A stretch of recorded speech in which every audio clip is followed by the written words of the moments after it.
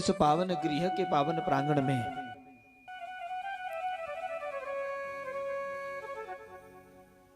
श्रीमद् भागवत महापुराण की कथा का रसपान कर रहे हैं।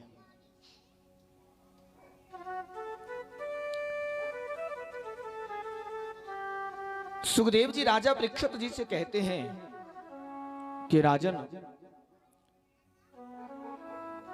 भगवान श्री कृष्ण को रहते रहते इस धरा पर 125 वर्ष व्यतीत हो गए। कितने वर्ष? 125 वर्ष। उस समय कुरुक्षेत्र के मेले में एक बहुत बड़ा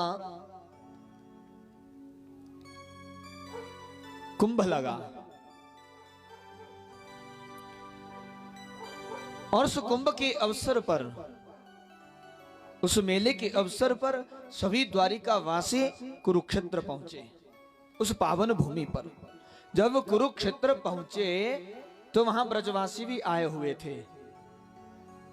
जब ठाकुर जी को इस बात का पता चला कि यहाँ पे ब्रजवासी भी आए हुए हैं, तो प्रभु अपने सभी ब्रजवासियों से मिले, सभी गोपियों से मिले, ग्वालों से मिले, नंद बाबा से, माँ यशोदा से और राधा रानी जी से भी मिले।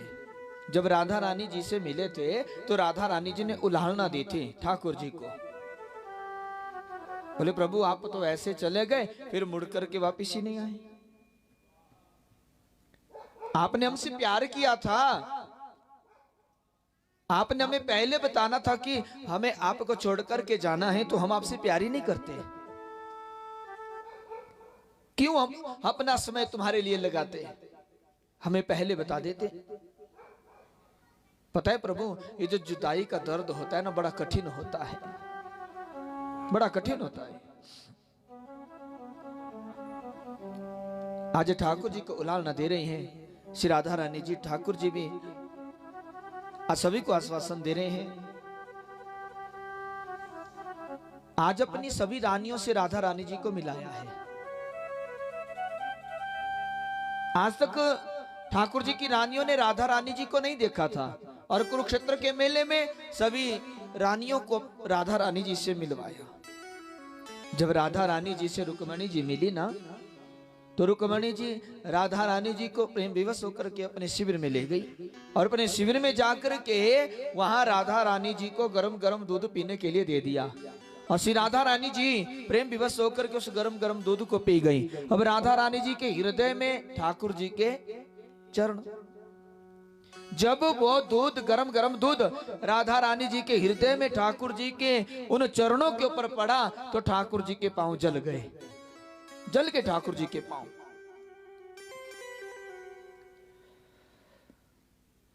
राधा रानी जी को देख करके, उनसे मिल करके रुक्मणी जी जब ठाकुर जी के पास आई थी, ठाकुर जी के चरणों में प्रणाम करने लगी थी ना, तो वहां प्रणाम करते हुए देखा कि ठाकुर जी के पांव जले हुए हैं। बोले प्रभु आपके पांव जले हैं, किस कारण से? बोले तुम्हारे तनिक प्रमाद के कारण। बोले प्रभु मुझसे क्या भूल हो गई? बोले भूल नहीं, थोड़ी सी गलती। बोले कैसी प्रभु? बोले आपने जो गरम गरम दूध राधा रानी जी को पीने के लिए दिया था, उस राधा के हृदय में मेरे पांव है। जब दूध उन पांव के ऊपर गिरा तो मेरे पांव जल गए। आज रुक्मणी जी राधा को और कृष्ण को पहचान गई। राधा कृष्ण कोई अलग अलग नहीं है, राधा ही कृष्ण है और कृष्ण ही राधा है। देह तो दो है, लेकिन प्राण उन दोनों में एक ही है। आज फूंट फूंट करके रुक्मणी जी रोई। उस कुरुक्षेत्र के मेले में सांदीपनी के साथ देवकी जी का मिलन हुआ था, सांदीपनी की पत्नी के साथ। तो गुरु माता ने देवकी मैया को बताया था कि जब हमारे घर में ठाकुर जी शिक्षा ग्रहण करने के लिए आए थे ना, तो जब उनकी शिक्षा पूर्ण हुई थी, हमें गुरु दक्षिणा देने लगे थे। तो हमने उस वक्त गुरु दक्षिणा के रूप में अपने मरे हुए पुत्र को मांगा था, अपने मरे हुए पुत्र को। और ठाकुर जी ने हमारे ऊपर कृपा करी और उन्होंने हमारे मरे हुए पुत्र को हमें लौटा दिया था,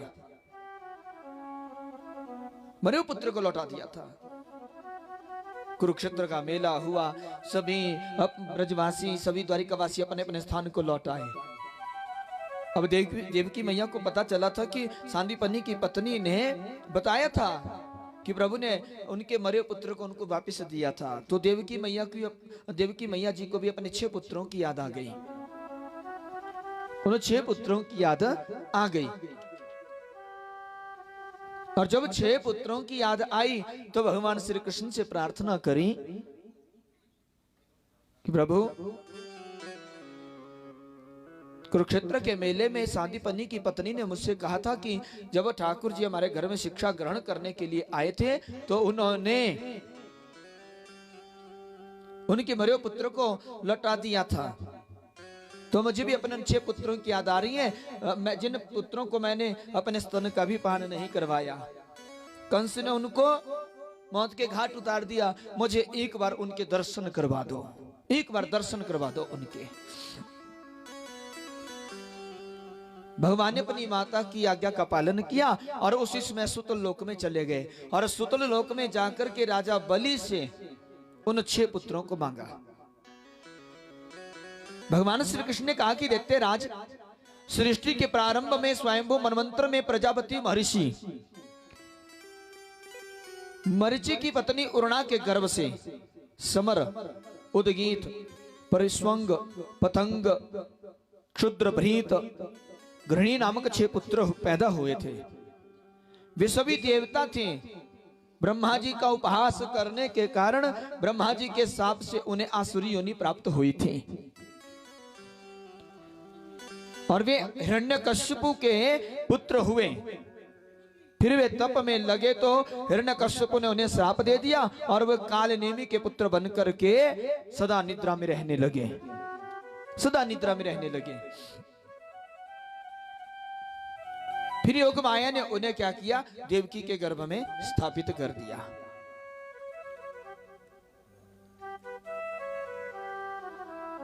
और मेरी माता देवकी के गर्भ से उन बालकों का जब जन्म हुआ तो कंस ने उनकी हत्या कर दी। अब मेरी माँ उन बालकों को देखना चाहती हैं, आप मुझे उन बालकों को सौंप दें। राजा बलि ने ठाकुर जी को वो 6 बालक दे दिए। और उन 6 बालकों को लेकर के प्रभु माता देवकी के पास पहुंचे। और माँ देवकी ने जब उन 6 बालकों को देखा तो उसी समय माता के स्तनों से दूध की धारा बहने लगी थी। माँ देवकी ने उन्हें स्तनपान करवाया और प्रभु का स्पर्श करने से आज वो सांप मुक्त हो गए। सभी के सभी सांप मुक्त हुए। उन्होंने भगवान श्री कृष्ण को प्रणाम किया और उनके चरणों की सेवा करके उनकी परिक्रमा करी और सभी के सभी स्वर्गपुरी को प्रस्थान कर गए। बोलो वृंदावन बिहारी लाल की। उसके उपरांत आगे राजा परीक्षित जी सुखदेव जी से कहते हैं कि आगे चलकर के वेदों ने भगवान की स्तुति करी है। वेद स्तुति की कथा हुई और उसके उपरांत शिव का संकट मोचन। श्री सुखदेव जी ने पूछा, भगवान, श्री सुखदेव जी से पूछा राजा परीक्षित जी ने कि भगवान, मेरे मन में एक संशय बार बार उठता है और वो संशय यह है कि भगवान शंकर का भजन करने वाले लोग जितने धनी होते हैं उतने धनी भगवान विष्णु का भजन करने वाले लोग नहीं होते। होना तो ये चाहिए जो भगवान विष्णु का भजन करते हैं, क्योंकि वो लक्ष्मीपति हैं, उनके पास खूब लक्ष्मी होनी चाहिए। और जो भगवान शंकर का भजन करते हैं वो भगवान शंकर की तरह अवधूत होने चाहिए। लेकिन देखने में बिल्कुल विपरीत मिलता है। मेरे से संशय का निवारण कीजिए। श्री सुखदेव जी ने कहा, परीक्षित, इस रहस्य को सुनो। शिवा शक्ति युत शश्वत्रिलिंगो गुण समृतः वैकारिक सतैजश्च तामश्च तेहं त्रिधा। कि भगवान शंकर जो हैं वो अपनी शक्ति से युक्त रहते हैं। वे सत्व आदि गुणों से युक्त और अहंकार के अधिष्ठाता है। अहंकार के 3 भेद होते हैं। एक होता है वैकारिक, एक होता है तेजस, एक होता है तामस। इस त्रिविध अहंकार में होते हैं 16 प्राकृतिक विकार पैदा। 10 इंद्रियां, 5 महाभूत और 16वां मन। तो इन प्राकृतिक विकारों के अधिष्ठाता देवताओं में से किसी एक की उपासना करने पर समस्त ऐश्वर्यों की प्राप्ति हो जाती है, किंतु ऐश्वर्य की जो वस्तुएं प्राप्त होती हैं वे नाशवान होने के कारण उनसे प्राप्त होने वाला सुख भी नाशवान होता है। नाशवान सुख सदा रहने वाला नहीं होता और अंततः दुख और अशांति का कारण बन जाता है। लक्ष्मीपति श्री हरि प्रकृति से परे हैं, प्राकृत गुण यानी निर्गुण है। जिस उपाधि वाले रूप का व्यक्ति भजन करता है वह वैसा ही हो जाता है। इसका कारण है लक्ष्मीपति भगवान विष्णु का भजन करने वाला प्राणी निर्गुण हो जाता है। श्री सुखदेव जी परीक्षित जी से कहते हैं कि राजसूय यज्ञ संपन्न होने के बाद तुम्हारे दादा धर्मराज युधिष्ठिर जी ने भगवान श्री कृष्ण से यही प्रश्न किया था, और तो भगवान श्री कृष्ण ने कहा था कि यस्यम अहम अनुगृह्णामि हरिष्ये तत धनम सनहि ततो धनम त्यजन्ति यस्य स्वजना दुख दुखितम स यदा वितत उद्योगो निर्विण सयाद धने हया मत परे कृत मैत्रस्य करिष्ये मद अनुग्रहम्। कि कृपा करके जिस प्राणी को मैं अपनाना चाहता हूं तो क्या करता हूं, पहले तो उसके धन का धीरे धीरे हरण करने लग जाता हूं। निर्धन हो जाने पर उसके सगे संबंधी उसका साथ छोड़ देते हैं, और जब निर्धन होने पर धन की प्राप्ति के लिए दोबारा उद्योग करता है तो मैं उसके उद्योग को सफल नहीं होने देता। अंत में वह व्यक्ति सब ओर से निराश होकर के जब संतों की शरण में जाता है, जब मेरी शरण में आता है, फिर मेरी वो कृपा को प्राप्त कर लेता है। इसलिए साधारण लोग मुझ भगवान को छोड़ करके ऐश्वर्य और सुख संपत्ति देने वाले दूसरे देवताओं की आराधना में लगे रहते हैं और उनसे राज्य और श्री आदि प्राप्त करके मद में चूर हो जाते हैं, और ऐसे प्राणी मानवीय जीवन की असली नीति को गवा करके अंततः भव त्रास के चक्कर में फंस करके जन्म जन्मांतरों तक ठोकरे खाते रहते हैं। और कभी कभी तो देवताओं से वरदान पाकर के उन्मत्त हो जाते हैं कि वरदान देने वाले देवता के ऊपर उनकी जान पर हमला होने का खतरा रहता है। श्री सुखदेव जी ने राजा परीक्षित जी को इसके विषय में एक इतिहास की घटना सुनाई। शकुनी के पुत्र हुए वृकासुर। इस वृकासुर ने एक बार देवर्षि नारद जी से पूछा कि देवर्षि नारद जी, तीनों देवों में जल्दी प्रसन्न होने वाले देव कौन से हैं? कौन सी देवता हैं जो तीनों देवों में जल्दी प्रसन्न हो जाते हैं? तो महाराज देवर्षि नारद कहते हैं, बोले ब्रह्मा का तप करोगे तो वर्षों बीत जाएंगे, विष्णु भगवान का दर्शन करोगे तो शरीर पे मिट्टी जम जाएगी, केवल भगवान शंकर ऐसे देव हैं जिनके ऊपर एक पानी का लोटा चढ़ाओ हर हर महादेव प्रकट हो जाते हैं। वृकासुर ने जब ये बात सुनी तो वृकासुर तप करने के लिए चला गया, भगवान शंकर का भजन करने लगा। और जब भगवान शंकर का भजन इस वृकासुर ने किया तो एक दिन इस वृकासुर को भगवान शंकर का दर्शन हो गया। और जब दर्शन हुआ तो दर्शन होने के उपरांत भगवान शंकर वृकासुर से कहते हैं, वृकासुर आंखें खोलो, मुझसे वरदान प्राप्त करो। वृकासुर ने आंखें खोली, भगवान शंकर को देखा तो प्रसन्न हो गया। और भगवान शंकर ने जब कहा कि वरदान मांगो वृकासुर, तो वृकासुर कहता है कि प्रभु मुझे वरदान दो। बोले मांगो।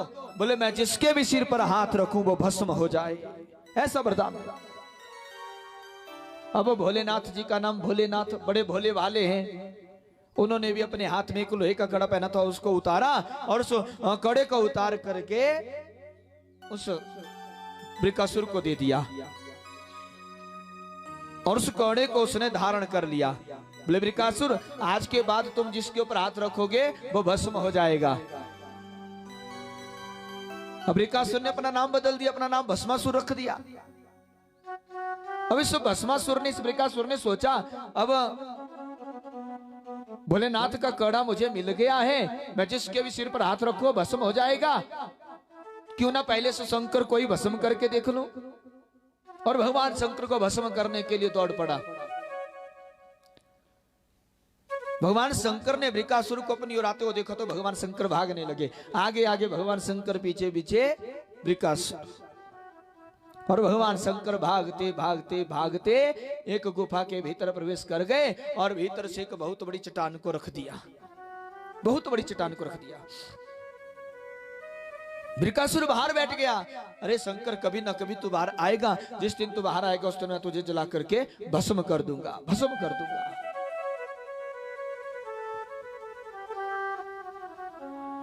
उधर भीतर गुफा में भगवान शंकर बैठे थे और नारायण भगवान को याद कर लिया। नारायण भगवान को याद करके नारायण भगवान से कहते हैं, बोले प्रभु इस बृकासुर से मेरी रक्षा करो, ये मुझे जला करके भस्म कर देगा। अब नारायण भगवान ने बृकासुर की उस पुकार को सुना और भगवान शंकर की पुकार को सुना और बृकासुर के चंगुल से छुड़ाने के लिए भगवान श्री नारायण मोहिनी बन करके आ गए। और मोहिनी बनकर क्या है, बृकासुर उस द्वार की ओर देख रहा था, द्वार की ओर देख रहा था। तो उसी समय मोहिनी पीछे से आई और पायल पहनी थी पाँव में, छन छन होने लगी। अब छन छन की आवाज सुनी बृकासुर ने तो पीछे की ओर मुड़ के देखा तो सुंदर मोहिनी, उस सुंदर मोहिनी को देख करके वो आकर्षित हो गया उसके ऊपर और वो बृकासुर मोहिनी के पास चला गया। और मोहिनी के पास जाकर के ये बृकासुर कहता है, देवी तुम कौन हो और यहाँ वन में अकेली क्या कर रही हो? वो देवी कहती है, मैं मोहिनी हूँ और यहाँ पति की खोज में निकली हूँ, मुझे अपनी पसंद का पति नहीं मिलता। बोले पसंद का पति नहीं मिलता? बोले नहीं। बोले कैसा पति चाहिए तुम्हें? बोले नाचने वाला। बृकासुर बोला, बोले मैं पति बनने के लिए तैयार हूँ लेकिन मुझे नाचना नहीं आता। हाँ, अगर तुम मुझे नाचना सिखा दोगी तो मैं नाचना भी सीख जाऊंगा। बोले अच्छा? बोले हाँ, तो मेरे सामने खड़ा हो जाओ, पहले मैं आपको नाचना ही सिखा देती हूँ। मोहिनी ने अपने सामने बृकासुर को खड़ा किया और बृकासुर से बोली, मोहिनी देख, जैसे मैं नाचूंगी वैसे तू नाचना। बोले ठीक है। मोहिनी बोली, ऐसा कर, इस बाएं हाथ को अपनी कमर पे रख ले और दाहिने हाथ को जरा यूं घुमा ले। बृकासुर ने वैसा किया, बायां हाथ कमर पे रख लिया, दाहिना हाथ घुमाना शुरू कर दिया। बोले इस दाहिने हाथ को नीचे ले जा, बाएं हाथ को ऊपर घुमा ले, और नृत्य होने लगा वैसे ही। बोले बृकासुर बहुत अच्छा नाच रहे हो, दाहिने हाथ को कमर पे रख के बाएं हाथ को घुमा करके अपने सिर पे लिया। और बृकासुर ने वैसा ही हाथ सिर पे कर लिया। बोले अब ऐसा कर, इस बाएं हाथ को ले ले अपनी कमर पे और दाहिना हाथ जरा घुमाते घुमाते अपने सिर पे ले आ। अब दाहिना हाथ ऐसे सिर पे आया बृकासुर के, और बृकासुर के सिर पर वो हाथ गया जिस हाथ में कड़ा पहना था, वो कड़ा बृकासुर के सिर के ऊपर गया। और उसी समय भगवान श्री नारायण मोहिनी रूप में कहते हैं, अरे भस्मासुर जा भस्म हो जा। भस्मासुर भस्म हुआ तत्काला, उसी समय भस्म हो गया। कड़े को निकाला वहां उसकी भस्म से और द्वार को खोला गुफा के, भोलेनाथ जी को बाहर निकाला। बोले प्रभु यहाँ का कड़ा और कान पकड़ लो, ऐसा आशीर्वाद आगे किसी को मत देना। बोले वृंदावन बिहारी लाल की। श्री सुखदेव जी वृक्षत जी से कहते हैं कि जो प्राणी श्री हरि द्वारा भगवान शंकर को संकट से छुड़ाने की लीला को कहता है, सुनता है, वह संसार के बंधनों से और शत्रुओं के भय से मुक्त हो जाता है। बोले वृंदावन बिहारी लाल की। उसके उपरांत सरस्वती नदी के किनारे एक बहुत बड़ा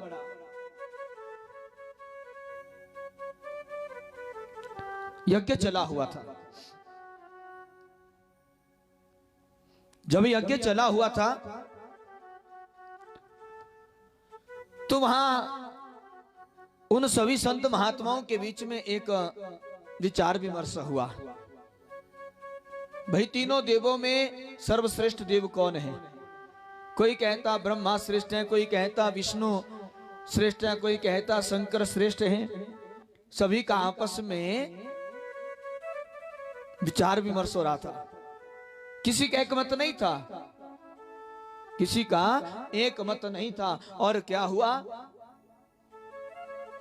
सभी महात्माओं ने, सभी ऋषि मुनियों ने मिलकर के भृगु जी को चुना और भृगु जी से कहा कि भृगु जी तुम पता लगाओगे कि तीनों देवों में सर्वश्रेष्ठ देव कौन है, तुम पता लगाओगे। तो महाराज भृगु जी तीनों देवों का पता लगाने के लिए चले गए। सबसे पहले ब्रह्मलोक में बैठे, वहां ब्रह्मा के आसन के ऊपर जाकर के बैठ गए थे भृगु जी। जो ब्रह्मा जी आए अपने आसन के ऊपर भृगु जी को बैठे हुए देखा तो खूब गालियां दी भृगु जी को।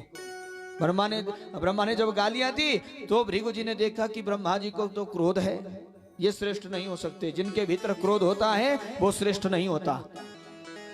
फिर चले गए भगवान शंकर के पास। वहां जाते ही भृगु जी ने भगवान शंकर को गालियां देनी शुरू कर दी। और जब भगवान शंकर को गालियां देनी भृगु जी ने शुरू कर दी तो भृगु जी की गालियों को सुनकर के भोलेनाथ जी को भी क्रोध आ गया और भोलेनाथ जी ने अपना त्रिशूल उठा दिया, त्रिशूल उठा दिया भृगु जी को मारने के लिए। देवी पार्वती आई, बोले प्रभु आपका पुत्र है, छोड़ दो इसे। उसके प्रांत भृगु जी चले गए सीधा। बोले कहां? भृगु जी चले गए बैकुंठ धाम। और जब बैकुंठ धाम में पहुंचे तो बैकुंठ धाम में पहुंच करके देखा भगवान श्री नारायण अपनी शेषैया पर सो रहे थे और लक्ष्मी उनके पांव दबा रही थी। बड़ी देर तक खड़े रहे भृगु जी महाराज द्वार के पास, लेकिन भगवान विष्णु का ध्यान नहीं गया द्वार की ओर। भृगु जी ने से अपना अपमान समझा और भृगु जी चले गए सीधे। और सीधे जाकर के भृगु जी ने क्या किया, ठाकुर जी के श्री नारायण के हृदय में जाकर के जोर से लात की मार दी। नारायण भगवान को लात की मारी वक्षस्थल के ऊपर। तो उसी समय श्री नारायण भगवान क्या करते हैं, अपनी सैया पर से नीचे उतरे और भृगु जी के पांव पकड़ लिए। बोले भृगु जी महाराज ये मेरा वक्षस्थल बड़ा कठोर है, कहीं आपके पांव में चोट तो नहीं आई, चोट तो नहीं आई। भृगु जी ने जब इस प्रकार नारायण भगवान की कृपा को देखा तो उनकी आंखों में आंसू आ गए थे और मन में विचार कर लिया कि सर्वश्रेष्ठ देव केवल भगवान श्री विष्णु है। अब देखो लक्ष्मी जी ने श्राप दे दिया था भृगु जी को कि मैं आज के बाद इनके पास नहीं जाऊंगी, ब्राह्मणों के पास नहीं जाऊंगी। लेकिन नारायण भगवान ने लक्ष्मी से कहा कि आज के बाद तुम ब्राह्मणों के पास ही रहोगी। उसको वरदान दे दिया था लक्ष्मी को। महाराज क्षमा से बड़ा दान कोई हो ही नहीं सकता। क्षमा दान सबसे बड़ा दान है।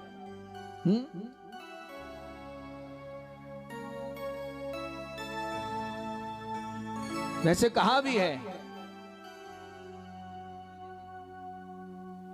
बड़न को क्षमा चाहिए छोटन को उत्पात, भृगु का घट गयो जब विष्णु का क्या घट गयो जब भृगु ने मारी लात। विष्णु भगवान जी का क्या घट गया जब भृगु जी ने लात की मारी। अगर विष्णु जी भी उस वक्त क्रोध करते ना तो कोई भी भगवान विष्णु को नहीं मानते, चाहे आगे से कोई थप्पड़ी क्यों ना मार दे फिर भी शांत रहे भगवान विष्णु की तरह। वही सर्वश्रेष्ठ है, वही सर्वश्रेष्ठ है। तो भृगु जी ने यह बात आकर के ऋषियों को बतला दी और ऋषियों को बात बतला करके पूरा समाचार सुनाया और सर्वश्रेष्ठ श्री हरि को चुन लिया और सभी उसी दिन से नारायण भगवान की ही भक्ति करने लगे। बोलो वृंदावन बिहारी लाल की। उसके बाद सभी देवता भगवान से प्रार्थना करते हैं कि प्रभु आपका जो समय था वो पूरा हो चुका है, अब जल्दी से जल्दी अपने धाम को पधारने की कृपा करें, अपने धाम पधारने की कृपा करें।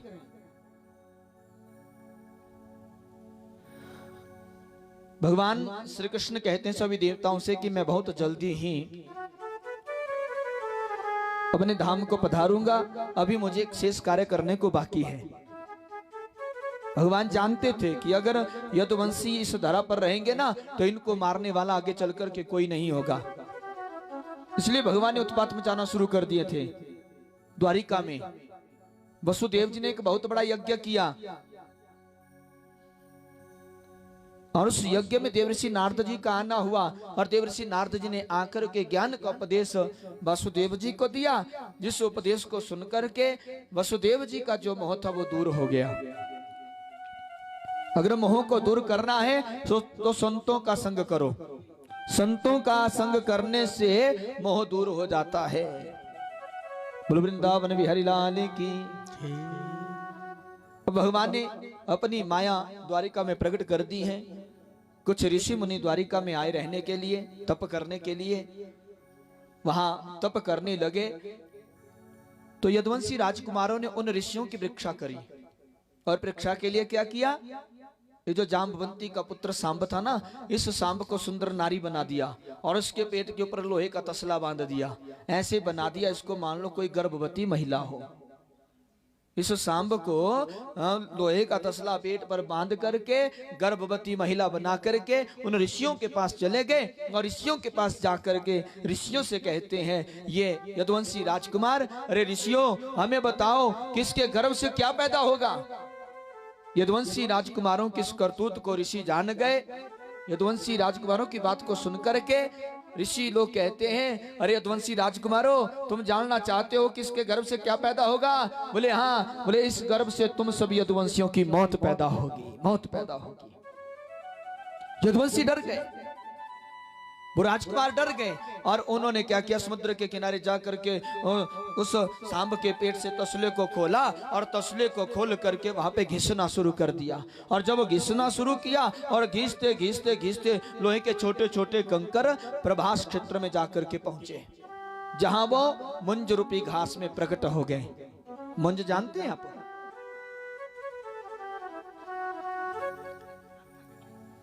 मुंज जो होती है ना, बहुत बड़ी तेज घास होती है, जिसको हम अपनी उधर मंडी में तो सुराड़ कहते हैं ना उसको। हाँ जी। और जो जब तेल डालते हैं ना, दूल्हे को दुल्हन को तेल डालने के लिए मुंजड़ा बनाते हैं सिर पे, वो होती है मुंज। बड़ी तेज होती है वो, उससे हाथ भी कट जाता है। ये लोहे के कंकरों से पैदा हुई और एक लोहे का टुकड़ा बचा और लोहे का टुकड़ा बच करके उस लोहे के टुकड़े को समुद्र में फेंक दिया। समुद्र में एक मछली ने निगल लिया और उस मछली को मछुआरों ने पकड़ा और मछुआरों ने मछली पकड़ी, उसको काटा तो भीतर से लोहे का टुकड़ा निकला और उस लोहे के टुकड़े को दे दिया एक बाण बनाने वाले लोहार को। उसने एक बाण बनाया उसका, उस बाण को एक शिकारी ने खरीद लिया। यदुवंशी राजकुमार निश्चिंत हो गए, किसी कोई बात नहीं बताई कि आज क्या हुआ। अब भगवान की माया द्वारिका में प्रकट हो गई थी। द्वारिका में ये माया प्रकट हुई तो फिर उत्पात मचाने शुरू कर दिया भगवान ने। वहां पे ठाकुर जी ने क्या किया, जितने भी बूढ़े थे बच्चे थे उनको शंखो द्वार क्षेत्र में भेज दिया और जो बच्चे उनको प्रभास क्षेत्र में भेज दिया। अब जब यदुवंशी राजकुमार प्रभास क्षेत्र में पहुंचे तो वहां जाकर के उन्होंने क्या किया, मदिरा का पान करना शुरू कर दिया। वो भूल गए कि हम तीर्थ में बैठे हैं और तीर्थों में मदिरा पान करना बड़ा भारी पाप होता है। हम यहाँ पे जो पाप करते हैं वो तीर्थों में जाकर के धोते हैं। अगर तीर्थों में पाप करेंगे तो उनको जाकर के कहाँ धोगे, कहीं भी नहीं धो पाओगे। तीर्थों में कभी भी पाप नहीं करना चाहिए, वहां हमेशा पुण्य कमाना चाहिए। और जब आदमी तीर्थों से पुण्य कमा कर के घर आ जाता है ना, तो फिर उसको सब कुछ छोड़ देना चाहिए और केवल भगवान की भक्ति करनी चाहिए। बोलो वृंदावन बिहारी लाल की। तो महाराज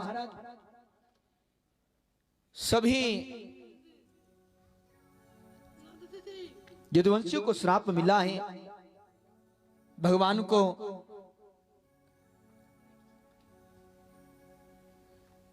इस धरा को छोड़ करके अपने धाम भी जाना है। जब इस बात का पता उद्धव जी को लगा तो उद्धव जी ठाकुर जी के पास पहुंचे ठाकुर जी के पास पहुंचे और उद्धव जी ठाकुर जी से कहते हैं, बोले प्रभु मुझे पता है कि आपकी जो लीला थी वो पूरी हो गई, अब आप अपनी लीला को समेट करके अपने धाम जाना चाहते हो। अब अपने धाम जा रहे हैं ना, तो जाते जाते मुझे भी अपने साथ ले चलो, मैं भी यहाँ पे नहीं रहना चाहता। मैंने आपके उतारे वस्त्र को पहना है, आपकी जूठन को खाया है मैंने।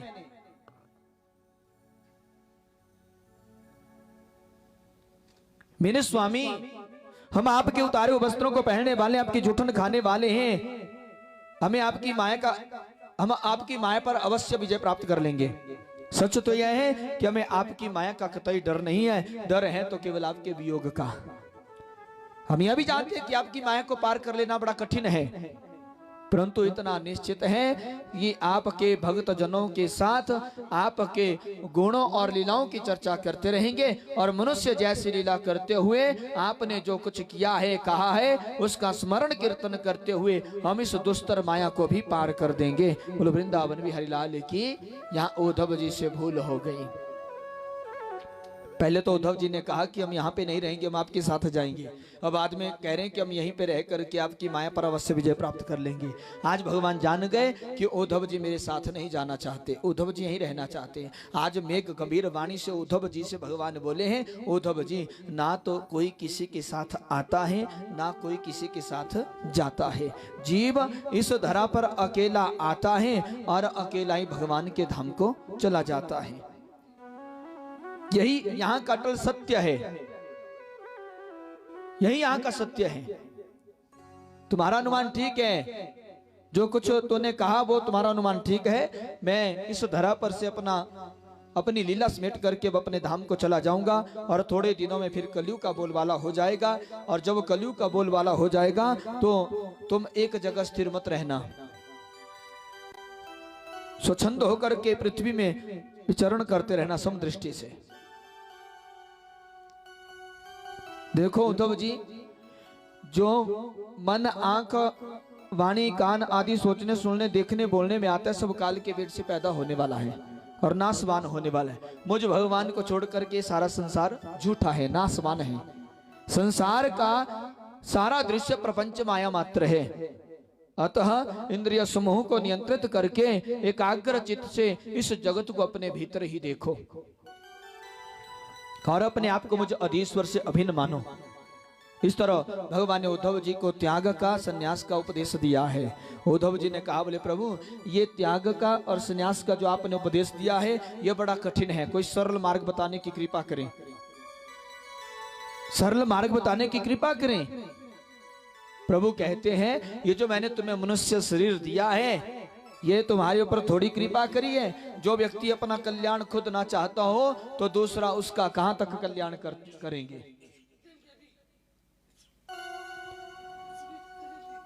इस विषय में द्वारिकाधीश ने अपने पूर्वज राजा यदु का और अवधूत दत्तात्रेय का प्रसंग सुनाया।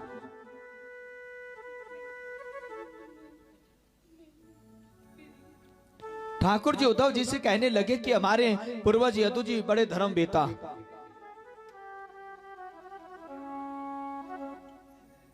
बड़े धर्म बेता। उन्होंने एक दिन अवधूत दत्तात्रेय को देखकर सोचा कि देखो यह बाबा तन पर एक लंगोटी मात्र बांध करके पत्थर कंकर की भूमि पर बिना किसी आसन के लोटपोट हो रहा है।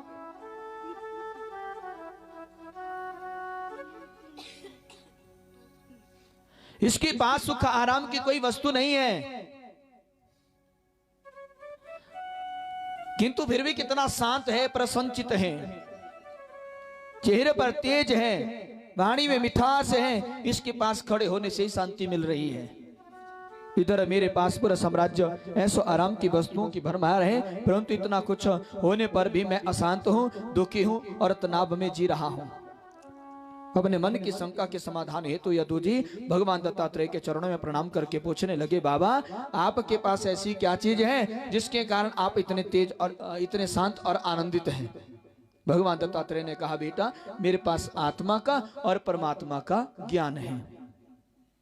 आत्मा का सही स्वरूप क्या है, परमात्मा से आत्मा का संबंध क्या है, जब तक व्यक्ति को इस रहस्य का ज्ञान नहीं होता तब तक वह दुखी और अशांत रहता है।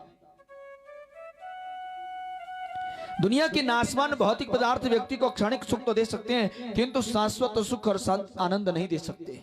शाश्वत सुख और शांति को प्राप्त करने के लिए आध्यात्मिक जगत में प्रवेश करना पड़ता है। बोलो वृंदावन बिहारी लाल की। भगवान दत्तात्रेय ने राजा यदु को समझाया, राजन आनंद बाहर के विषयों में नहीं, अपने भीतर छिपा हुआ है। मैंने अपनेपन को भुला दिया है और अपने आत्म रूप में स्थित हूं। प्रारब्ध जो भी देता है मैं उसे आनंद पूर्वक स्वीकार करता हूं, आनंद पूर्वक स्वीकार करता हूं और हर परिस्थिति में आनंद मग्न रहता हूं।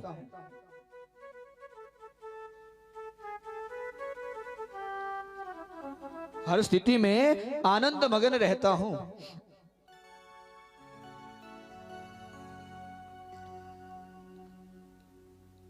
तुम भी अपने मन को स्वयं सुधार लो, तुम भी अपने मन को स्वयं सुधार लो, किंतु मैं मेरे का त्याग किए बिना मन कभी सुधर नहीं सकता, मन कभी सुधर नहीं सकता।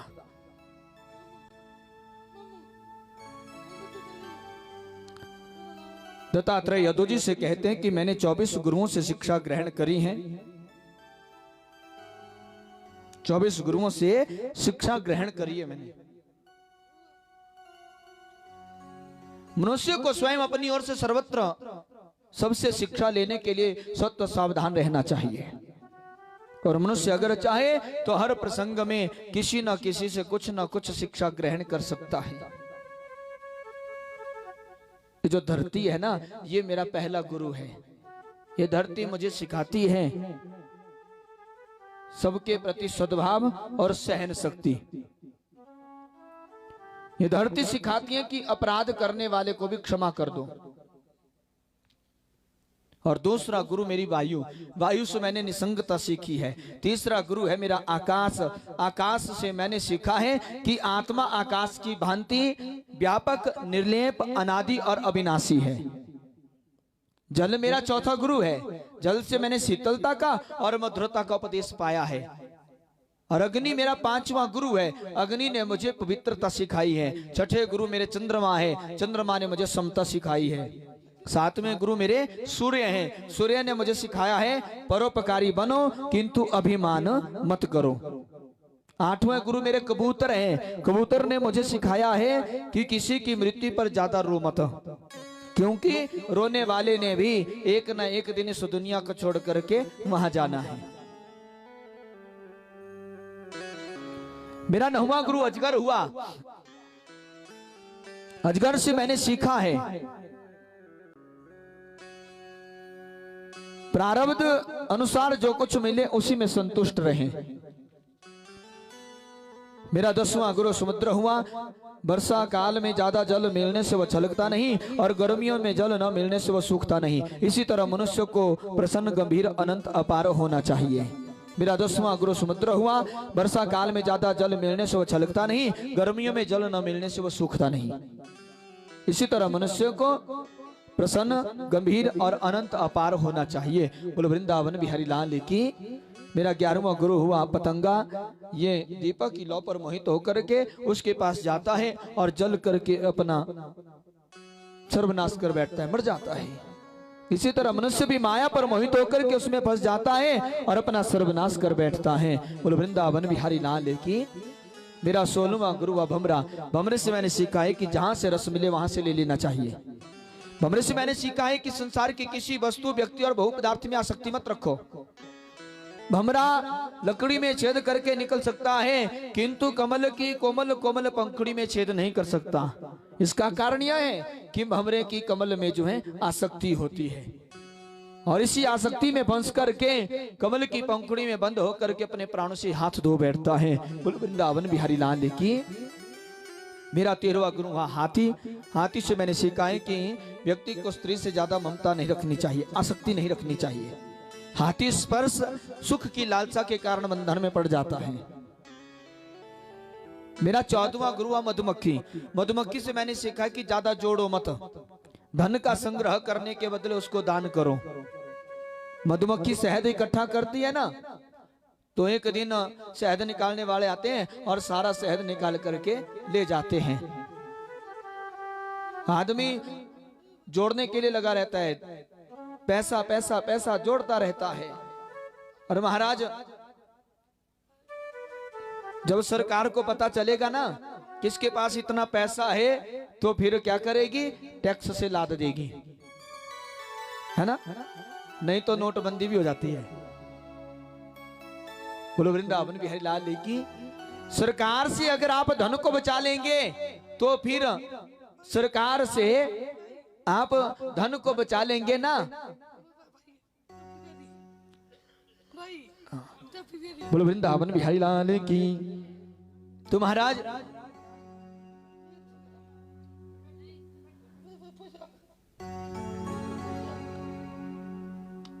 सरकार से आप धन को बचा लेंगे। अगर किसी चोर को पता चला कि इनके घर में इतना धन है तो सारा धन चुरा करके ले जाएंगे। चोर से भी बचा करके रख लोगे, किसी कारणवश अगर घर में आग लग गई तो सारा धन जल करके राख हो जाएगा, किसी काम का नहीं।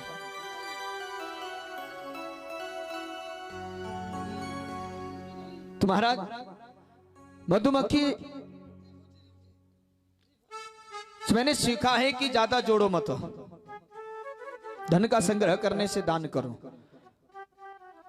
अपने 15वें गुरु हिरण हुए, हिरण से मैंने सीखा है कि दुनियादारी की मीठी मीठी बातों में नहीं फंसना चाहिए। हाथी स्पर्श विषय के कारण पकड़ा जाता है और हिरण शब्द विषय के कारण मारा जाता है। 16वां गुरु मछली हुआ, मछली से मैंने सीखा है कि जीभा को ज्यादा चटोरी नहीं बनाना चाहिए। मछली रस सुख के कारण शिकारी के कांटे में फंस करके मर जाती है। अवधूत दत्तात्रेय कहते हैं, मेरा 17वां गुरु पिंगला नाम की वैश्या हुई। वह विदेहों की नगरी मिथिला में रहती थी। मिथिला नगरी की वैश्या भी तो जीवन मुक्त होनी चाहिए। उसने कामी पुरुषों की याद में जागना छोड़ दिया और प्रभु की याद में जागना शुरू कर दिया, जिसके कारण इसके पर भगवान की कृपा होगी। पिंगला वैश्या से मैंने सीखा है, इसे शिक्षा ग्रहण करी है कि जग के भोगों को भोगनों की आशा ही समस्त दुखों का कारण है। चील मेरा 18वां गुरु हुआ। चील से मैंने शिक्षा पाई है कि कामना के त्याग में सुख है। एक चील मांस का टुकड़ा लेकर के आकाश में उड़ रहा था। सैकड़ों कौवे उसके पीछे उड़ करके उसके बार बार ठोंगे मार रहे थे। उसके मुख से ज्यों ही वो मांस का टुकड़ा छूटा तो सारे कौवे उसके पीछे। देखो, कामना के त्याग में ही सुख है। 19वां गुरु मेरा बालक से मैंने भोलेपन और निर्दोषता की शिक्षा पाई है।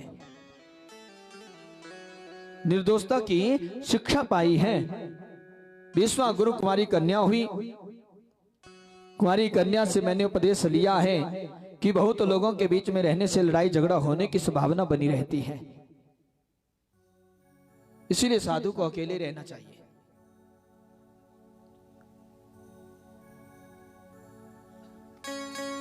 21वां गुरु हुआ बाण बनाने वाला लोहार। वह बाण बनाने में इतना निमग्न था कि उसके पास से धूमधाम से जाने वाली राजा की सवारी की ओर कोई ध्यान नहीं गया। इससे मैंने एकाग्रता की शिक्षा पाई है।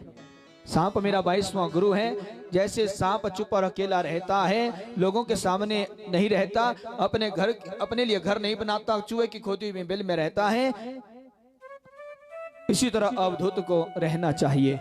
बोलो वृंदावन बिहारी लाल की। मकड़ी मेरा 23वां गुरु है। इस गुरु से मैंने शिक्षा ग्रहण करी है कि जैसे मकड़ी अपने मुंह से लार टपकाती है ना, उसके साथ खेलती है, उसको फिर अपने भीतर निगल लेती है, इसी तरह परमात्मा भी इस संसार को बनाते हैं, इस संसार को चलाते हैं। चलाते चलाते जब थक जाते हैं तो अंत में उसको मिटा भी देते हैं। बोलो वृंदावन बिहारी लाल की जय।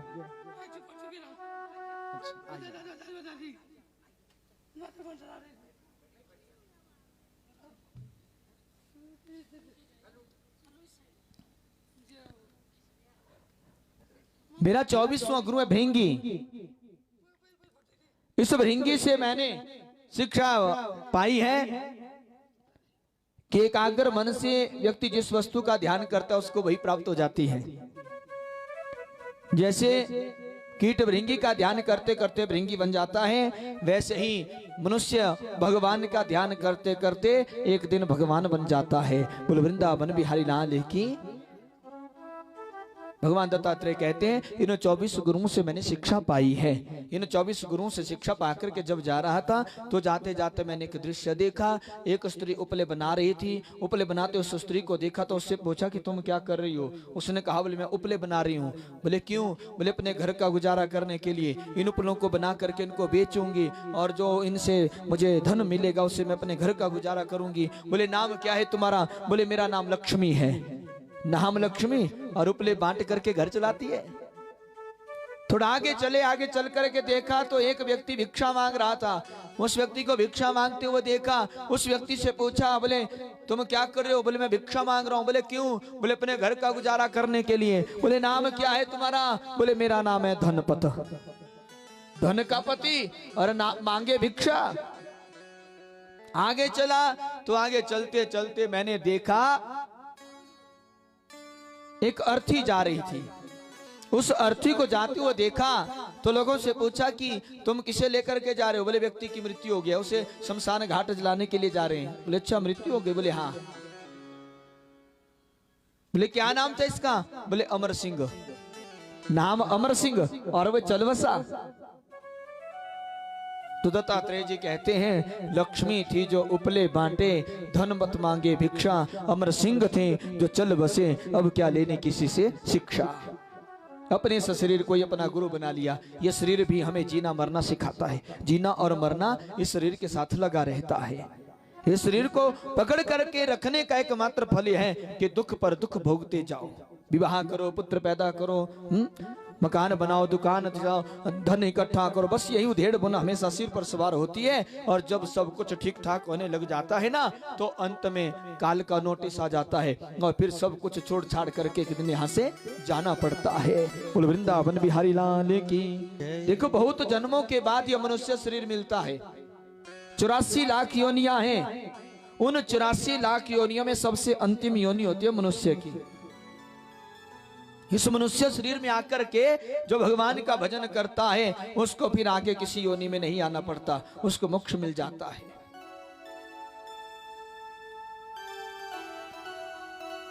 इस संसार में आए हैं कुछ दिन के लिए। भागवत जी में बार बार ये कथा आई है। कुछ दिन के लिए आए हैं तो यहां आकर के दूसरे का भला करो।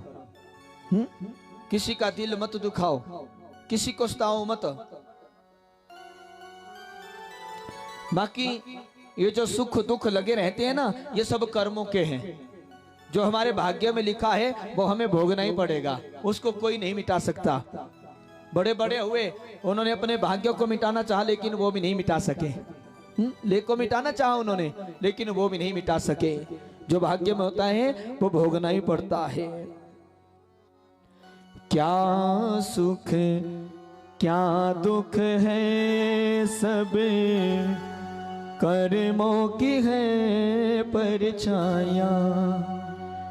क्या सुख क्या दुख है सब कर्मों की है परछाया।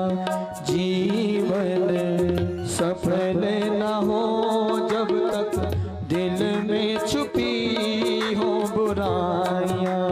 जीवन सफल न हो दिल में छुपी हो बुराइयां। सोई मन को जगा ध्यान भक्ति में लगा। सोई मन को जगाया ध्यान भक्ति में लगाया। मन को जगा प्रभु भक्ति में लगा। तू मन को जगा प्रभु भक्ति में लगा। ना किसी को सता ना किसी का दिल दुखा। ना किसी को सता ना किसी का दिल दुखा। ओ मन को जगा प्रभु भक्ति में लगा। मन को जगा प्रभु भक्ति में लगा।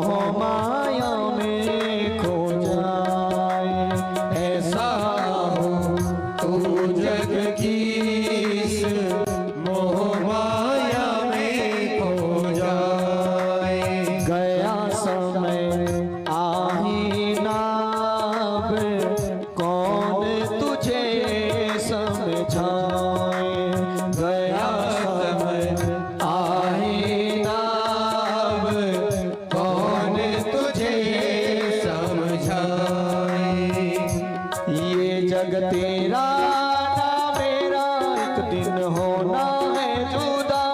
ये जग तेरा ना मेरा एक दिन होना है जुदा। ओ मन को जगा प्रभु भक्ति में लगा। मन को जगा प्रभु भक्ति में लगा।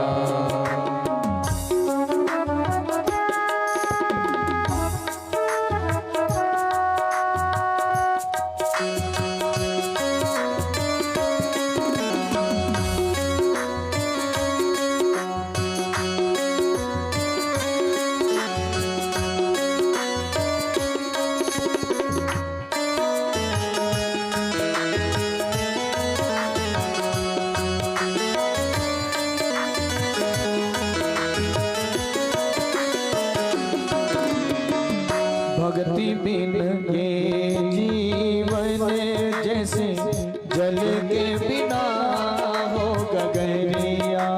भक्ति बिन ये जीवन जैसे जल के बिना हो गगरिया। मुक्ति मिलेगी तुझको बस भक्ति की है ये डगरिया। कि तुझको बस भक्ति की है ये गगरिया। मन में प्रभु को बसा जो भक्ति की जगह। मन में प्रभु को बसा जोत भक्ति की जगह। ओ मन को जगा प्रभु भक्ति में लगा। मन को जगा प्रभु भक्ति में लगा। ना किसी को सता ना किसी का दिल दुखा। ना किसी को सता ना किसी का दिल दुखा। ओ मन को जगा प्रभु भक्ति में लगा। मन को जगा प्रभु भक्ति में लगा। प्रभु भक्ति में लगा। प्रभु भक्ति में लगा। देखो सुख दुख सब कर्मों का हिसाब है। कर्मों के हिसाब से ही हमें सुख दुख प्राप्त होता है। जीवन सफल ना हो जब तक दिल में छुपी हो बुराइयां। जब तक दिल में बुराई छिपी है ना तब तक जीवन कभी सफल हो ही नहीं सकता। चाहे वो जो मर्जी कर ले। तो महाराज जब भगवान दत्तात्रेय ने महाराज यदु को आत्मा और परमात्मा का ज्ञान दिया तो फिर उस ज्ञान पर आचरण करके महाराज यदु समस्त आसक्तियों से छूट करके समदर्शी हो गए। भगवान दत्तात्रेय महाराज यदु को यदु का प्रसंग सुनाने के बाद श्री कृष्ण उद्धव को बंधन और मोक्ष के रूप स्वरूप को बतलाते हुए समझाते हैं बंधन और मोक्ष शरीर का नहीं मन का धर्म है। जब मन भगवान की प्राप्ति की कामना करता है तो यह मोक्ष के हेतु बन जाता है और जब संसार के सुख भोगों की कामना करता है तो यह बंधन का कारण बन जाता है।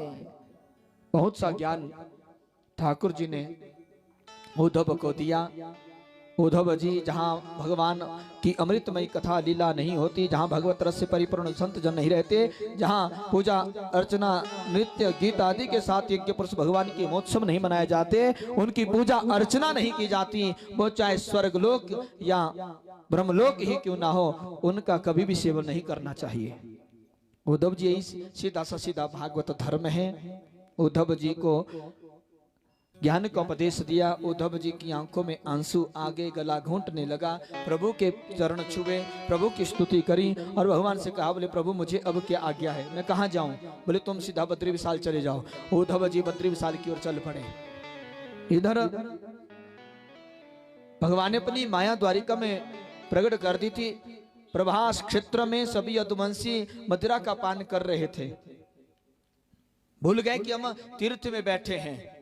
आपस में उनका लड़ाई झगड़ा होने लगा और लड़ाई झगड़ा होते होते एक दूसरे के ऊपर प्रहार करने लगे। उस प्रहार से एक दूसरे के ऊपर प्रहार करते करते यदुवंशी समाप्त होने लगे। उनके पास जब हथियार नहीं बचे थे ना, तो उन्होंने समुद्र रूपी घास को उखाड़ना शुरू कर दिया था और उस घास से एक दूसरे के ऊपर मारी और सब यदुवंशियों का नाश हो गया। बोलो वृंदावन बिहारी लाल की। एक ऋषियों का श्राप था और दूसरा गांधारी का श्राप भगवान को लगा था। जब सभी कौरवों का नाश हो गया था, गांधारी ने कहा था प्रभु से, जैसे मेरे सभी कौरवों का नाश हुआ है ना, वैसे तेरे सभी यदुवंशी आपस में लड़ करके मर जाएंगे। यदुवंशियों का नाश हो गया। भगवान अब देखो, बलराम जी ने जल समाधि ले ली, प्रभु ने नहीं रोका। अपने आप अभी एक वृक्ष के नीचे आकर के बैठ गए। वृक्ष के नीचे आकर के बैठे। अब बाएं पैर के ऊपर दाहिना पैर था।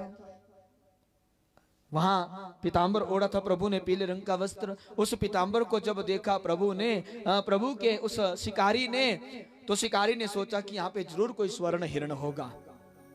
उसने दूर से झाड़ियों से छुप करके भगवान की ओर अपना बाण छोड़ दिया और वो बाण जाकर के प्रभु के तलवे में लग गया।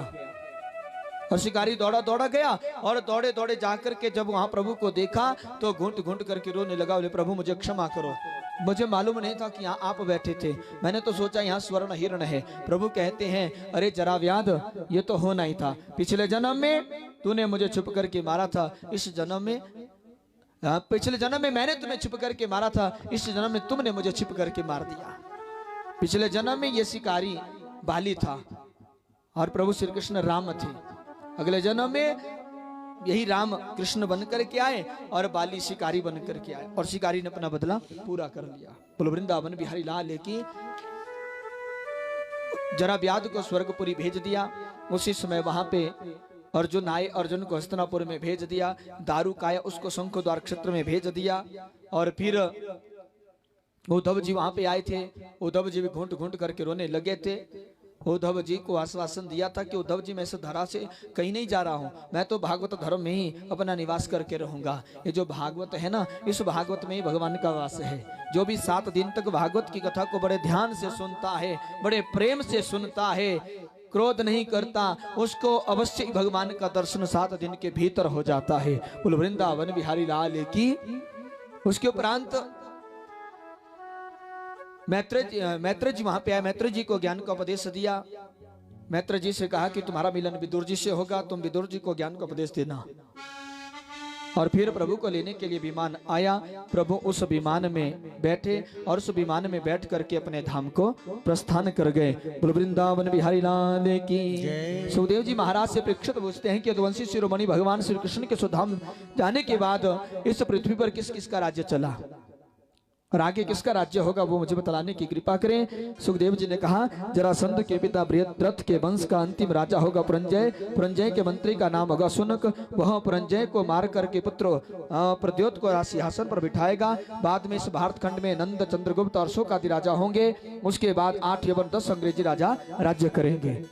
श्री सुखदेव जी महाराज परीक्षित जी से कहते हैं कि जब धरती माता यह देखती हैं कि लोग मुझे जितने में परस्पर युद्ध में लगे रहते हैं, तो उसको बहुत हंसी आती है।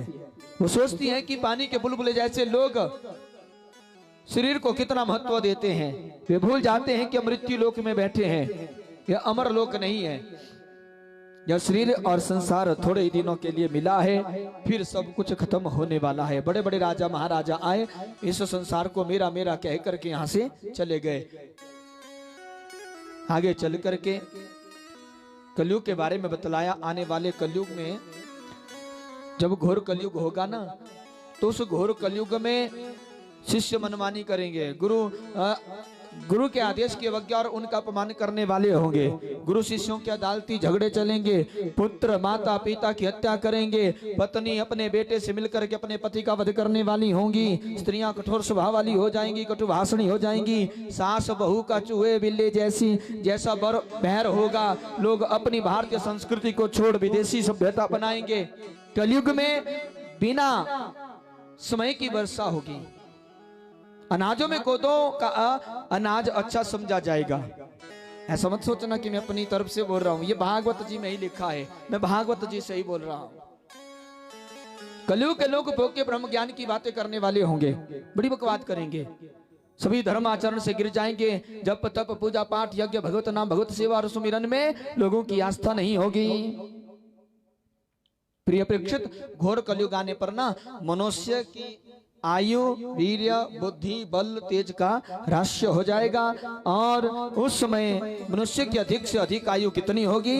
10 से 16 साल, जब घोर कलयुग आएगा। और 5 वर्ष की कन्या जो होगी वो गर्भवती हो जाएगी। लोगों का कद ज्यादा से ज्यादा 2.5 फुट का रह जाएगा। सुखदेव जी कहते हैं परीक्षित, ये तो कलौगत प्राय जने तो घर धर्मणि ही। घोर कलयुग आने पर मनुष्यों का स्वभाव गद्धों जैसा हो जाएगा और जब गद्धों का धर्म ज्यादा बढ़ने लगेगा फिर उस समय काल की प्रेरणा से संबल नाम के गांव में विष्णु नामक ब्राह्मण के घर में एक पुत्र पैदा होगा जिसका नाम होगा कल की विष्णु यसा। वो कल की अवतार होंगे भगवान विष्णु के। वो घोड़े पर सवार होकर के हाथ में तलवार लेकर के कलयुग का दमन करेंगे और सत्युग का प्रवर्तक होंगे। बोलो वृंदावन बिहारी लाल की जय। राजा परीक्षित जी को ज्ञान का उपदेश श्री सुखदेव जी ने दिया। सुखदेव जी कहते हैं वैसे तो कलयुग में बड़े बड़े दोष हैं लेकिन एक बहुत बड़ा गुण भी है। बोले गुण कौन सा है? बोले भगवान श्री कृष्ण का नाम। जो कृष्ण कृष्ण गाएगा वो नरकों में कभी भी नहीं जाएगा।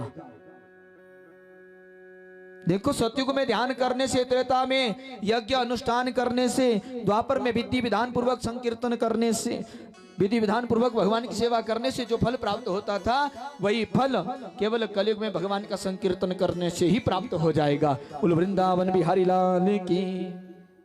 आगे चल करके परीक्षित जी सुखदेव जी को वंदन करते हैं और कहते हैं कि प्रभु मेरे मन में कोई संशय नहीं है, आपकी कृपा से मैं निर्लेप हो गया हूँ। इसके बाद परीक्षित जी ने भगवान सुखदेव जी की पूजा करी। सुखदेव जी ने परीक्षित जी के मस्तक पर अपना पदस्थ रखा। उसी क्षण परीक्षित जी को परमात्मा के दर्शन हुए। जीव और ब्रह्म एक हो गए। सत्र में भाग ले रहे सभी मनुष्यों को परम आश्चर्य हुआ। श्रीमद् भागवत श्रवण के 5 फल कहे गए हैं। सबसे पहला फल होता है निर्भयता। भागवत जी की कथा को सुनकर के किसी प्रकार का कोई भय नहीं रहता। दूसरा निसंदेहता, किसी प्रकार का कोई संदेह नहीं रहता इस कथा को सुनकर के। तीसरा हृदय में श्री कृष्ण का साक्षात प्रवेश। चौथा सभी भूत प्राणियों में भगवत दर्शन। 5वां भगवान के चरणों में परम प्रेम। राजा परीक्षित जी को भगवान के दर्शन हुए। सुखदेव जी से कहा कि मुझे परमात्मा के दर्शन हो रहे हैं और परमात्मा के ऊपर उठे हुए हाथ मुझे अपनी ओर बुला रहे हैं। तो सुखदेव जी ने सोचा कि मुझे यहाँ से चलना चाहिए क्योंकि मेरे होते हुए यहाँ पे तक्षक नहीं आएगा। सुखदेव जी वहां से प्रस्थान कर गए। उसके बाद इधर मुनि श्रृंगी के श्राप के कारण तक्षक नाग परीक्षित जी को डसने के लिए चला। रास्ते में कश्यप ऋषि जी मिले। कश्यप ऋषि जी विष का इलाज जानते थे। तक्षक ने पीछे से उनको लौटा दिया बहुत सारा धन दे करके। और तक्षक नाग स्वयं ब्राह्मण का रूप धारण करके परीक्षित जी के पास गए और वहां जाकर के परीक्षित जी के शरीर को डस लिया। शरीर को डसा। परमात्मा तो पहले ही परमात्मा के पास जा चुकी थी। बोलो वृंदावन बिहारी लाल की। बिना तप किए वैकुंठ नहीं मिलता, बिना तप किए भगवत प्राप्ति नहीं होती। लेकिन श्रीमद् भागवत की यह विशेषता है कि जो व्यक्ति श्रद्धा और निष्ठा से भागवत की कथा को सुनकर के अपना जीवन भागवत में बना लेंगे वे बिना तप के ही वैकुंठ धाम चले जाएंगे। बोलो वृंदावन बिहारी लाल की। राजा परीक्षित जी ने कोई तप नहीं किया, मात्र 7 दिन तक भागवत की कथा सुनी और 7वें दिन ही परीक्षित जी को लेने के लिए विमान आ गया था और परीक्षित जी उस विमान में बैठ करके भगवान के धाम को चले गए थे। आगे चलकर के जन्म जय को जो पता चला कि तक्षक नाग के द्वारा डस जाने के कारण मेरे पिता की मृत्यु हुई तो सर्प यज्ञ प्रारंभ कर दिया था। बहुत से सर्पों को यज्ञ कुंड में डाल दिया था, लेकिन बृहस्पति जी ने आकर के जन्म जय को समझाया और निर्दोष सर्पों को मारने से रोक दिया। इसके बाद आगे चलकर के सौनक आदि ऋषियों के पूछने पर सूत जी ने वेदों के विभाग के बारे में बतलाया। मार्कंडेय प्रलय दर्शन की कथा सुनाई। वैष्णव विभूति का वर्णन कराया। विराट पुरुष के अंगोपांग तथा आयुधों के रहस्य को भी बताया। बोलो वृंदावन बिहारी लाल की। देखो श्रीमद् भागवत के 12वें स्कंद का प्रसार करते हो सूत जी कहते हैं कि भवे भवे यथा भगति पादयोस्तव जायते तथा कुरुष्व देवेश नाथस्त्वं न यत् प्रभो। कि प्रभु हम सब पर ऐसी कृपा बनी रहे कि जन्म जन्मांतरों तक आपके चरणों कमलों में हमारी प्रीति बनी रहे। हम किसी भी योनि में जाएं, हमें आपके चरणों की ही भक्ति प्राप्त हो। आप हमारे स्वामी हैं, हम आपके चरणों से भी कभी जुदा ना हो, बस यही कृपा बनाए रखे। श्रीमद् भागवत कथा श्रवण के समय में वक्ता और श्रोता से जाने अनजाने कुछ दोष आने की संभावना बनी रहती है। कई बार दोष आ जाते हैं ना, गुस्सा भी कर देते हैं, बुरा भी बोल देते हैं। तो इन दोषों से बचने के लिए आप सभी मेरे साथ 3 बार बोल दें, बोलो श्री हरे नमः, श्री हरे नमः, श्री हरे नमः। इसका जाप कर लेने से सब दोष मिट जाते हैं। देखो भागवत कथा में कथा सुनते बार कई दोष आ गए थे, वो सब आपके खत्म हो गए। लेकिन आगे के लिए अपने हृदय में किसी प्रकार का कोई दोष मत लाना, फिर कभी खत्म नहीं होगा। वृंदावन बिहारी लाल की श्रीमद् भागवत का प्रथम श्लोक आपने सुना था। सच्चिदानंद रूपाय विश्वोत्पत्त्यादि हेतवे तापत्रय विनाशाय श्री कृष्णाय वयम नमः। जो जगत की उत्पत्ति, स्थिति और विनाश के निरपेक्ष हैं, जो आध्यात्मिक, आधिदैविक, आदि भौतिक तीनों प्रकारों के तापों का विनाश करने वाले हैं, उन भगवान श्री कृष्ण को एक बार हम सभी दोबारा प्रणाम करते हैं। बोलो श्री कृष्ण चंद्र भगवान की। ये श्रीमद् भागवत जी का अंतिम श्लोक है। आपने केवल इसका श्रवण करना है और अपने जीवन को पवित्र बनाना है। नाम संकीर्तनम यस्य सर्व पाप परनाशनम प्रणामो दुख समनस्तम नमामि हरि परम। कि जिनका नाम संकीर्तन सभी पापों का नाश करता है और जिनको किया गया प्रणाम सभी दुखों को शांत करता है, उन परम तत्व श्री हरि को हम सभी बारंबार जो है प्रणाम करते हैं। बोलो श्री कृष्ण चंद्र भगवान की। हमारा और आपका जीवन खत्म हो जाएगा, लेकिन भागवत की कथा खत्म नहीं होगी। ये ऐसी ही चलती रहेगी, ऐसी चलती रहेगी। इसको केवल विश्राम दिया जाता है। हम इस कथा कहीं पे विश्राम देते हैं। हम भगवान से प्रार्थना करते हैं कि प्रभु जिन पुण्यात्माओं के लिए इस श्रीमद् भागवत कथा को यहाँ पे इस परिवार ने करवाया, तो उन पुण्यात्माओं को आप अपने वैकुंठ को प्रदान करना, उन्हें मोक्ष प्रदान करना, यही हम भगवान से प्रार्थना करते हैं। और आप सभी का बहुत बहुत धन्यवाद करते हैं जो यहाँ पे कथा सुनने के लिए अपने सबसे कीमती समय को निकाल करके पधारे, 7 दिन तक कथा सुनी, उसके लिए बहुत बहुत आपका धन्यवाद इस परिवार की ओर से। और इस भागवत कथा को सुनाती बार अगर हमारे मुख से ऐसी कोई बात निकल गई हो जिससे कि आपको दुख पहुंचा हो, तो उसके लिए हम आपसे क्षमा मांगते हैं। हमने आपको वही कथा सुनाई जो भागवत में लिखी थी। भागवत से बाहर वैसे भी मेरा एक नियम है कि मैं कहीं बाहर नहीं भागता, मैं केवल कथा में ही रहता हूँ। वही कथा मैं आपको सुनाई। बोलो वृंदावन बिहारी लाल की। तो कथा को यहीं पे हम विश्राम देते हैं। अब हमारे यजमान है वो ब्राह्मण पूजन करेंगे। ब्राह्मण पूजन के बाद फिर पूर्णाहुति होगी और पूर्णाहुति के बाद फिर आरती और आरती के बाद फिर बोलो वृंदावन बिहारी लाल की।